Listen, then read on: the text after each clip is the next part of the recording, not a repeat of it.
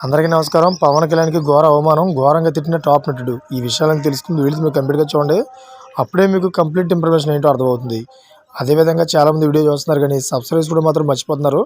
దయచేసి సబ్స్క్రైబ్ చేసుకోండి. సబ్స్క్రైబ్ చేసుకోవడం వల్ల నేను చేసే ప్రతి ఒక్క అప్డేట్ మీరు ముందుగానే పొందగలుగుతారు. అదేవిధంగా చాలామంది లైక్ చేయడం మర్చిపోతున్నారు. దయచేసి లైక్ చేయండి. లైక్ చేయడం వల్ల ఈ ఇన్ఫర్మేషన్ మనం చాలామందికి రీచ్ అయ్యేలా అవుతాం. ఇంకా లేట్ చేయకుండా వీడియోకి వెళ్ళిపోదాం. ఫ్రెండ్స్, ఆంధ్రప్రదేశ్ రాష్ట్ర ఉప ముఖ్యమంత్రి జనసేన పార్టీ చీఫ్ పవన్ కళ్యాణ్పై నటుడు ప్రకాష్ రాజ్ మరోసారి విరుచుకుపడ్డారు.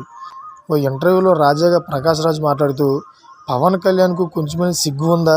చేగువేర పెరియార్ గద్దర్కి బీజేపీతో సంబంధం ఏంటి?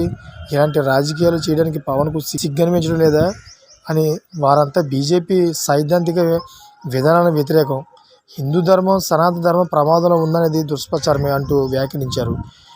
అయితే ఈ విషయం మీద పవన్ కళ్యాణ్కి సిగ్గు ఉండాలి. ఇటువంటి వ్యాఖ్యలు చేయాలంటే దానికి ఎటువంటి సంబంధం లేని వ్యక్తిని ఈ బీజేపీతో సంబంధం అంటగట్టడం ఏంటి?